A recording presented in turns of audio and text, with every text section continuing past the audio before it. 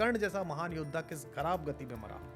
मुझे दुख होता है गलत तरीके से मारा गया। मेरे मन में सवाल आता नहीं, है गलत तो नहीं मारा गया, कोई कि गलत नहीं निहत्थे मारा कर्ण को मार दिया गया। गया। निहत्था नहीं था, वो अधर्म के साथ था।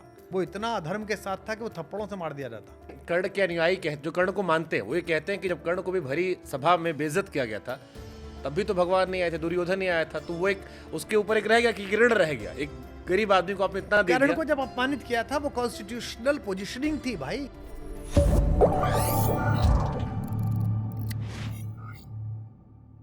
रामायण और महाभारत दोनों में किसमें ज्यादा समूह, क्योंकि दोनों में अपनी अपनी कहानियां, अपने अपने सबक हैं, अपनी अपनी सीख है।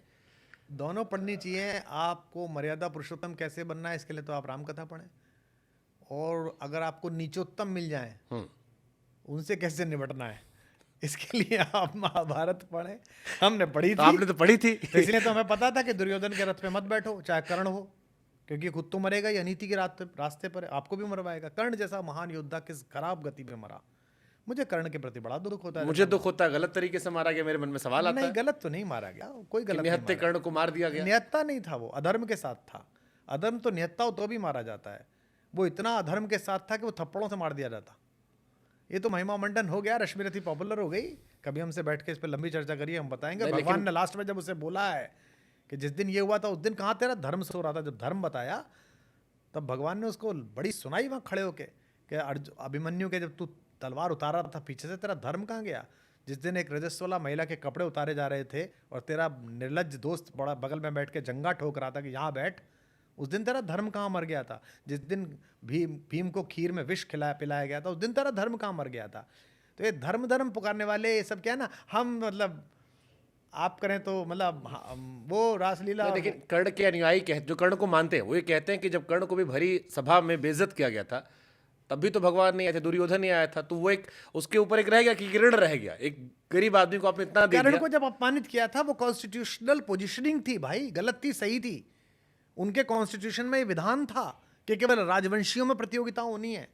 अब ओलंपिक चल रहा है और एक पहलवान बाहर खड़ा कह रहा है जो अभी जीता ना गोल्ड मेडल, इसे पटक के अभी मार सकता हूं मैं, हो सकता मार भी दे वो। ओलंपिक है तो लिखेगा आओ भी बुला लो, इससे करवा लो अभी। भाई ओलंपिक है, व्यवस्था है। तू पहले स्टेट खेल, फिर नेशनल खेल, फिर प्री ओलंपिक क्वालिफाई कर, फिर लीग खेल, फिर क्वार्टर फाइनल खेल, फिर सेमीफाइनल खेल, फिर फाइनल में आ जा। अब ओलंपिक में एक आदमी ने भाला फेंका 90 मीटर तक, और हमारे गांव में एक बैठा कह रहा है भी क्या फेंका इसने, मैं सोना फेंक दूं बाबूजी, नाम बदल देना मेरा। और फेंक भी सकता है वो, पर भैया तू ओलंपिक में गया नहीं है। अब वो बैठ के साहब पूरे ओलंपिक ने मेरे खिलाफ षड्यंत्र करा था, मैं 100 फेंक रहा था, मुझसे न फेंकने दिया। भाई व्यवस्था ऐसी थी। उस व्यवस्था को इक्वलाइज करने के लिए दुर्योधन ने एक युति निकाली। दुर्योधन ने भी उसको इसलिए नहीं किया कि दुर्योधन एक अपमानित प्रतिभा को सम्मान देना चाहता था, ये नहीं था। दुर्योधन चाहता था कि मेरे घर में जो मुझसे श्रेष्ठ प्रतिभा है अर्जुन की, वो किस तरह से अपमानित हो तो इसके माध्यम से हो जाएगी। होता नहीं था गली में भाई, हम तो किसी ने कुछ कह दिया, हम तो कुछ कर नहीं पाए, 3 लड़के थे तो भाई साहब को बुला कर लाते थे, भाई साहब वहाँ, और जितना ज्यादा अपमान हुआ नहीं था उससे ज्यादा अपमान बताते थे कि आपको भी गाली दी थी, ताकि भाई साहब को भी गुस्सा आ जाए। फिर भाई साहब चढ़ा के कहाँ थे कौन थे, 2 लड़के मिले थप्पड़ मारा। ये काम किया दुर्योधन ने तो, और ये बात कर्ण को समझनी चाहिए थी। तो महाभारत यही सिखाती है। महाभारत ने मुझे तो यही सिखाया कि भाई दुर्योधन है, ये नहीं मान रहा है, तो महाभारत रचवाएगा, खुद मरेगा ही, तो बाहर निकलो। अच्छा, एक सवाल हमारे मन में और आता है, क्योंकि राम और कृष्ण को लेकर हमने आपको बहुत सुना, अपने अपने राम अपने अपने श्याम, और एक बड़ी अच्छी बात मुझे लगी थी, राम का बचपन नहीं था, कृष्ण का जीवन जो है बड़ा खूबसूरत था, और उसकी व्याख्या भी बड़ी अच्छी थी। कभी समय मिला तो पूछूंगा। लेकिन कृष्ण जी को लेकर एक सवाल मेरे मन में हमेशा आता है, क्योंकि आप प्रेम के कवि भी हैं। कृष्ण जी को रुक्मणी जी ने भी प्यार किया, राधा जी ने भी किया, मीरा जी ने भी किया। कई सारी फिल्में भी आती हैं, जिसमें अभी हमने एक प्रियंका चोपड़ा की पिक्चर देखी थी, उसमें उन्होंने कहा कि लोग तो प्रेयसी को याद रखते हैं, पत्नी कितनी भी अच्छी हो, और बड़ी हिट फिल्म गई। उसका डायलॉग बड़ा अच्छा था कृष्ण संवाद को लेकर। आपकी नज़र में रुक्मणी जी, राधा जी, मीरा जी, किसका प्यार सबसे बड़ा था? तीनों को कृष्ण अलग अलग मिले हैं। देखिए, एक गीत गाने वाला कृष्ण है जो राधा को मिला है, एक गीता गाने वाला कृष्ण है जो माता रुक्मणी को मिला है, और एक प्रीत जगाने वाला कृष्ण है वो माता मीरा को मिला है।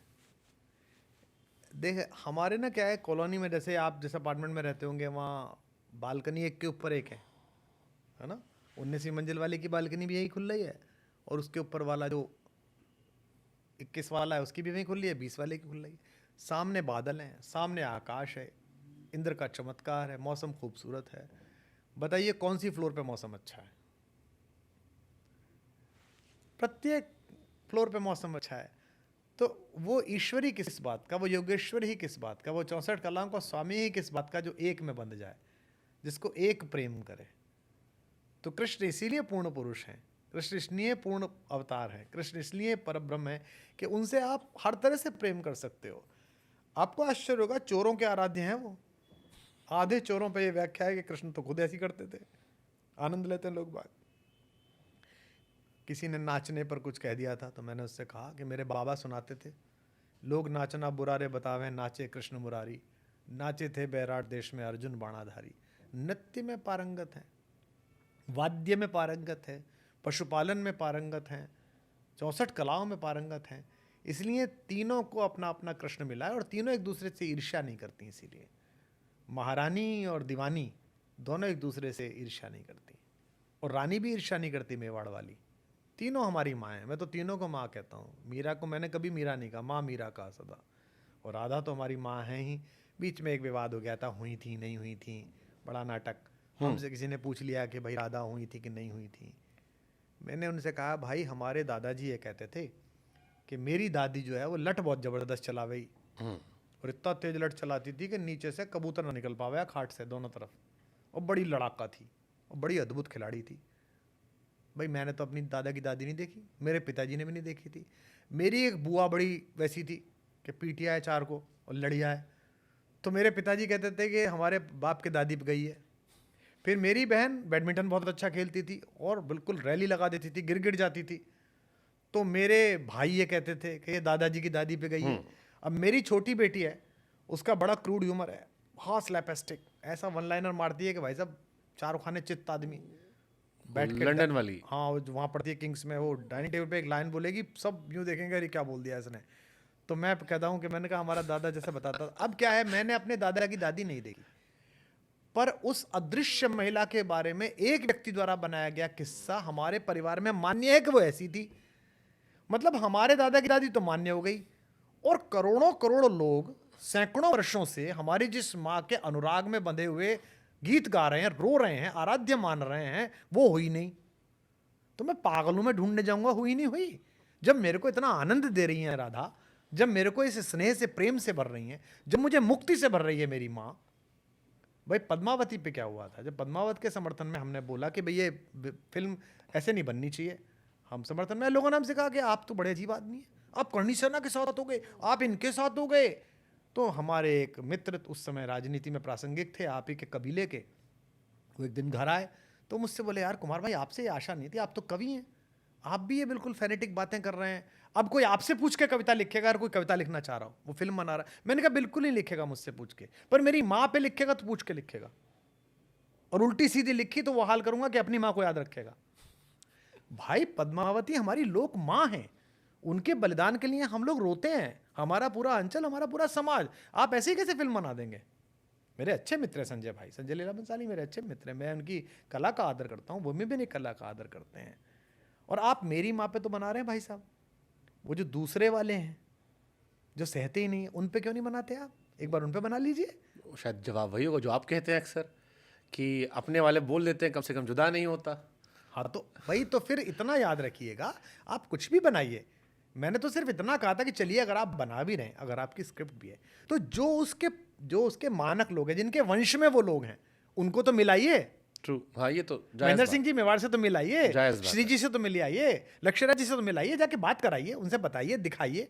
उनके यहाँ वीर सत्सई की परंपरा है, वो अपने 15 आदमी बिठाएंगे, क्यों नहीं चाहेंगे वो कि उनकी अपनी माँ के ऊपर एक अच्छी फिल्म बने? सही बात है। क्यों नहीं? मैंने अभी कहा ना कि आद्य शंकराचार्य पे मेरा बड़ा मन है, तो कोई हिंदू तो विरोध करेगा नहीं, सनातन तो नहीं कहेगा यार कुमार शाह तू बना मत देना, मार दूंगा तुझे, कि उसे पता है कि मैं बनाऊँ, और मैं जिस दिन जो काम करूंगा मैं सोच समझ के करूंगा। तो इतना सा कहना था, बस इतनी सी बात